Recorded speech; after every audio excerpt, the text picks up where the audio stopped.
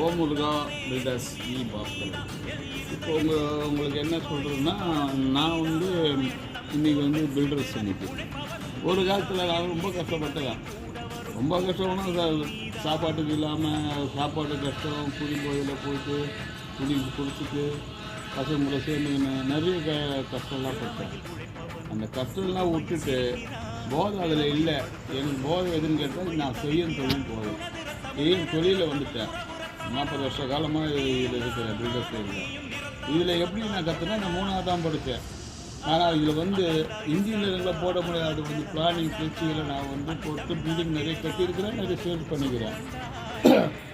இதில் என்ன சொல்லணும்னா, பில்டர்ஸ் என்னுடைய பில்டிங் ரொம்ப தரமான பில்டிங்காக இருக்குது. எல்லாமே காலங்களாம் எப்படி போடணும், பெல்ட் எப்படி போடணும், பெல்ட் எப்படி போடணும், அதாவது பெடல் கிராங்க் எப்படி அடிக்கணும், ஏர் கிராக் வராத அளவுக்கு எப்படி இந்த பில்டிங் பண்ணணும். அது 12க்கு ஓடும், 12க்கு ஒரு காலம் போடக்கூடாது, பார்த்துக்கலான்னு அதான் உன் சொல் பற்றி நீ தான் கேட்கணும், பில்டிங் கேட்காது. 10க்கு 1 போடணும், கீழே ஒரு பெல்ட்டு, 4 அடிக்கு மேலே ஒரு பெல்ட்டு, 7 அடிக்கு மேலே ஒரு பெல்ட்டு. அப்புறம் அது பாத்ரூமில் ஃபுல்லாக அப்படி ரஃபீஸ் போட்டு என்ன பண்ணுறாங்க, எல்லாம் அப்படியே டைல்ஸ் போட்டுருவாங்க. அப்படி பண்ணக்கூடாது. அப்படிலாம் அதில் டைல்ஸ் ஃபஸ்ட்டு ஜல்லி போட்டு ஃபுல்லாக காங்கிரீட் போட்டு டைட் பண்ணிக்கணும்.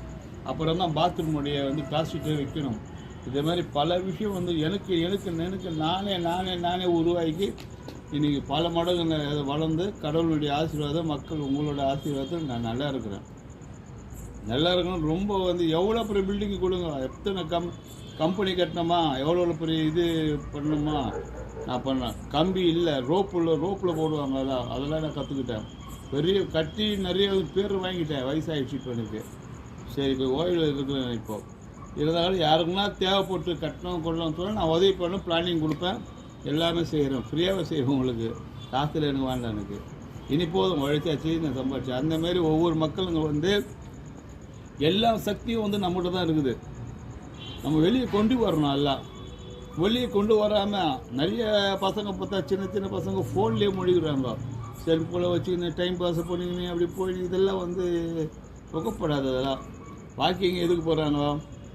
கஷ்டப்படுறாங்க. கஷ்டப்பட்டு தான் வாக்கிங், உடம்பு நல்லா இருக்கிறதோட வாக்கிங் போகிறாங்க. அதுபோல தான் கஷ்டப்பட்டு உழைச்சி எல்லாத்தையும் தேடி நம்ம தான் கண்டுபிடிக்கணும். நல்லா இருக்க முடியும்.